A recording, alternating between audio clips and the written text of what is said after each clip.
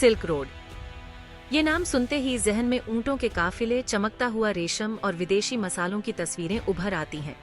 ये सिर्फ एक व्यापारिक मार्ग नहीं था, बल्कि एक जीवंत और गतिशील नेटवर्क था जिसने प्राचीन दुनिया को एक साथ जोड़ा। ये मार्ग न केवल वस्तुओं का आदान प्रदान करता था, बल्कि संस्कृतियों, विचारों और नवाचारों का भी आदान प्रदान करता था।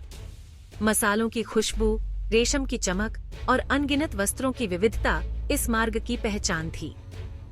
ये उस दौर की याद दिलाता है जब दुनिया महाद्वीपों तक फैले सड़कों के जाल से जुड़ी हुई थी। ये मार्ग एशिया, यूरोप और अफ्रीका के बीच एक महत्वपूर्ण कड़ी था, जिसने व्यापार और सांस्कृतिक आदान प्रदान को संभव बनाया। ये कोई एक सड़क नहीं थी, बल्कि रास्तों का एक ऐसा नेटवर्क था जिसने 1500 सालों से भी ज्यादा समय तक पूर्व और पश्चिम को जोड़े रखा। इस नेटवर्क ने न केवल व्यापार को बढ़ावा दिया, बल्कि सभ्यताओं के बीच संवाद और सहयोग को भी प्रोत्साहित किया।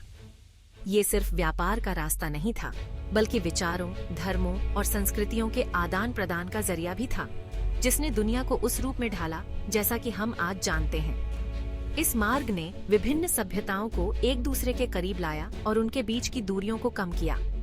सिल्क रोड सिर्फ सामान ढोने का साधन नहीं था, ये एक ऐसा माध्यम था जिसने लोगों को एक दूसरे से जोड़ा और उनके बीच की समझ को बढ़ाया। ये सभ्यताओं के बीच एक पुल था। इसने न केवल व्यापार को, बल्कि सांस्कृतिक और बौद्धिक आदान प्रदान को भी बढ़ावा दिया। इसने ज्ञान, विश्वास और कलात्मक अभिव्यक्तियों के आदान प्रदान को आसान बनाया। विद्वानों, कलाकारों और विचारकों ने इस मार्ग का उपयोग करके अपने ज्ञान और विचारों को साझा किया। इसने विभिन्न संस्कृतियों के बीच समझ और सहयोग को बढ़ावा दिया, जिससे इतिहास के पाठ्यक्रम पर एक अमिट छाप छोड़ी गई। सिल्क रोड ने एक ऐसा मंच प्रदान किया जहां विभिन्न संस्कृतियों ने एक दूसरे से सीखा और एक दूसरे को समृद्ध किया। सिल्क रोड की उत्पत्ति का पता 2री शताब्दी ईसा पूर्व में चीन में हान राजवंश के सम्राट वू के शासनकाल में लगाया जा सकता है।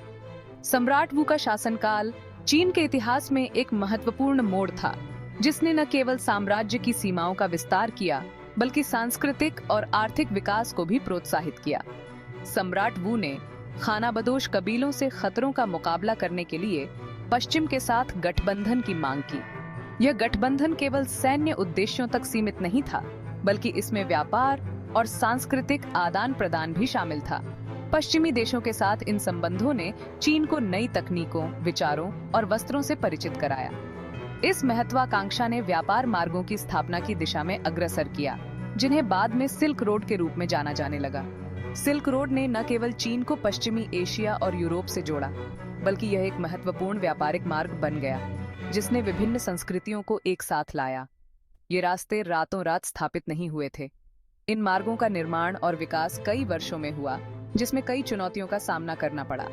व्यापारियों और खोजकर्ताओं ने इन मार्गों को सुरक्षित और प्रभावी बनाने के लिए अथक प्रयास किए। वे धीरे धीरे विकसित हुए। व्यापारियों और खोजकर्ताओं ने पश्चिम की ओर आगे बढ़कर नए संबंध स्थापित किए और नेटवर्क का विस्तार किया। इन मार्गों ने न केवल व्यापार को बढ़ावा दिया, बल्कि सांस्कृतिक और वैचारिक आदान प्रदान को भी प्रोत्साहित किया। सैन्य गठबंधनों को सुरक्षित करने के साधन के रूप में जो शुरू हुआ, वह सांस्कृतिक और वाणिज्यिक आदान प्रदान के एक गतिशील केंद्र में बदल गया। सिल्क रोड ने विभिन्न सभ्यताओं को एक साथ लाने में महत्वपूर्ण भूमिका निभाई, जिससे एक समृद्ध और विविध वैश्विक संस्कृति का निर्माण हुआ।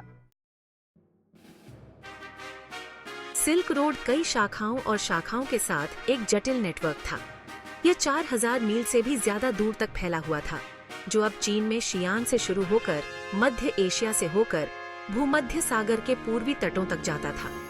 2 मुख्य मार्ग थे, उत्तरी मार्ग और दक्षिणी मार्ग। उत्तरी मार्ग तारिम बेसिन से होकर गुजरता था, जो विश्वासघाती रेगिस्तानों और ऊंचे पहाड़ी दर्रों को पार करता था। दक्षिणी मार्ग टकलामकान रेगिस्तान के किनारे से होकर गुजरता था, जो हलचल भरे नखलिस्तान शहरों से होकर गुजरता था। ये रास्ते प्रमुख शहरों को जोड़ते थे, जिससे माल, लोगों और विचारों के प्रवाह को सुविधा मिलती थी। जबकि चीन से उत्पन्न होने वाला रेशम एक अत्यधिक मांग वाली वस्तु थी, जिसने मार्ग को इसका नाम दिया। सिल्क रोड ने कई प्रकार के सामानों के व्यापार को सुगम बनाया। पूर्व से चीनी मिट्टी के बर्तन, चाय, मसाले और जेड आते थे। पश्चिम ने घोड़ों, कांच के बर्तन, वस्त्र और सोने का व्यापार किया। माल का यह आदान प्रदान केवल वाणिज्य के बारे में नहीं था, यह सांस्कृतिक संचरण के बारे में था। व्यापार की जाने वाली वस्तुएं अपने मूल स्थानों के सौंदर्य शास्त्र और परंपराओं को अपने साथ ले जाती थीं, जिससे उन क्षेत्रों की कला, फैशन और व्यंजनों को प्रभावित किया जाता था जहां वे पहुंचती थीं। खंड 5 सांस्कृतिक संगम, कला, धर्म और विचारों पर सिल्क रोड का प्रभाव। सिल्क रोड केवल एक व्यापार मार्ग से कहीं अधिक था। यह सांस्कृतिक आदान प्रदान का एक माध्यम था। बौद्ध धर्म, ईसाई धर्म और इस्लाम जैसे धर्म इसके मार्गों से फैलते हुए पूरे क्षेत्रों के धार्मिक परिदृश्य को बदल देते हैं। कलात्मक रूपांकनों और तकनीकों को साझा और अनुकूलित किया गया, जिससे शैलियों का सम्मिश्रण हुआ। ज्ञान का आदान प्रदान भी उतना ही महत्वपूर्ण था। वैज्ञानिक विचार, दार्शनिक अवधारणाएं और तकनीकी नवाचार सिल्क रोड पर यात्रा करते थे। उदाहरण के लिए शून्य की अवधारणा और कागज बनाने की कला पूर्व से पश्चिम तक पहुंची, जिससे गणित और संचार में क्रांति आई। खंड 6 अनकही कहानियां, सिल्क रोड के यात्री और व्यापारी। सिल्क रोड का इतिहास साहसिक कार्य, लचीलापन और सांस्कृतिक मुलाकातों की कहानियों से भरा है। व्यापारियों और यात्रियों ने कठोर परिस्थितियों का डटकर सामना किया, राजनीतिक जटिलताओं को पार किया और अज्ञात को अपनाया। उनकी कहानियां उस गतिशीलता और मानवीय संबंधों की एक झलक प्रदान करती हैं जिन्होंने इस प्राचीन नेटवर्क को परिभाषित किया।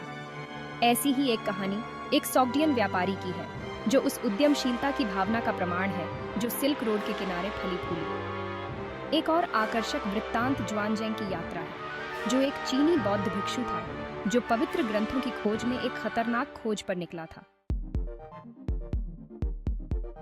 खंड 7 सॉग्डियन व्यापारी की किंवदंती, एक उद्यमी भावना। वर्तमान उज्बेकिस्तान और ताजिकिस्तान के सॉग्डियन सिल्क रोड के प्रसिद्ध व्यापारी थे। उनकी भाषा सॉग्डियन मार्ग पर एक सामान्य भाषा बन गई, जिससे व्यापार और संचार को बढ़ावा मिला।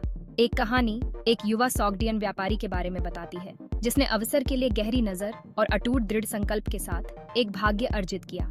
उन्होंने साधारण वस्तुओं का व्यापार करके बाजार की पेचीदगियों को सीखकर और रास्ते में रिश्ते बनाकर शुरुआत की। उनके चतुर व्यापार कौशल और सांस्कृतिक अंतरों को नेविगेट करने की क्षमता ने उनकी सफलता को आगे बढ़ाया, जिससे वे सिल्क रोड द्वारा प्रोत्साहित उद्यमशीलता की भावना का प्रतीक बन गए।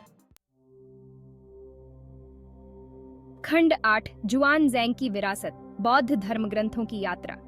7वीं शताब्दी में चीन के एक बौद्ध भिक्षु जुआनजेंग मूल बौद्ध धर्म ग्रंथों की तलाश में भारत की एक साहसिक तीर्थ यात्रा पर निकले। खतरे और कठिनाई से भरी उनकी यात्रा 17 साल तक चली और हजारों मील की दूरी तय की।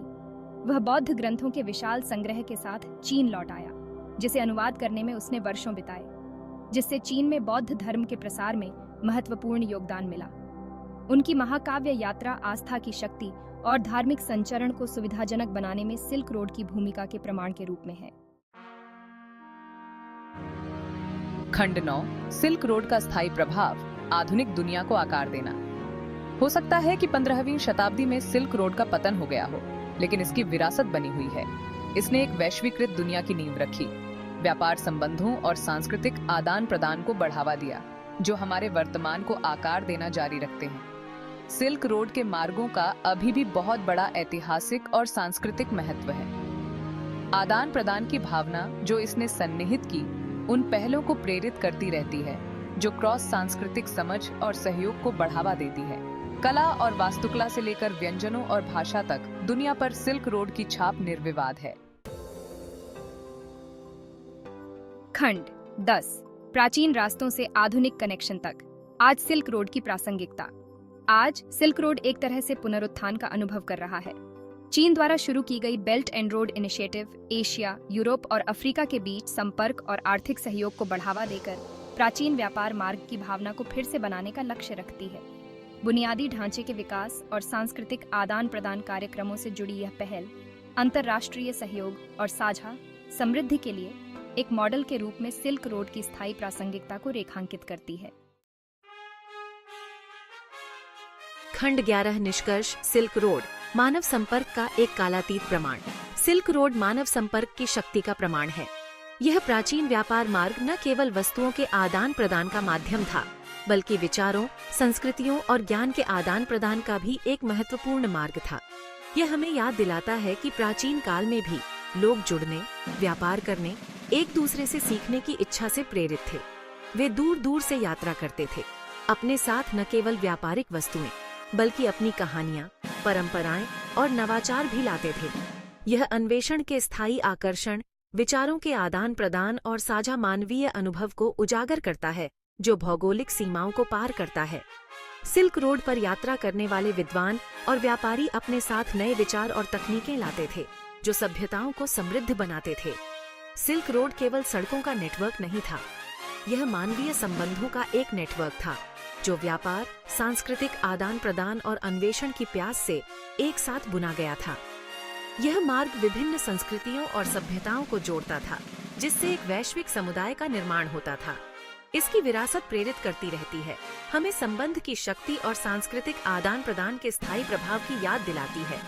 आज भी सिल्क रोड की कहानी हमें यह सिखाती है कि मानवता की सबसे बड़ी उपलब्धियां तब होती हैं जब हम एक दूसरे से जुड़ते हैं और एक दूसरे से सीखते हैं।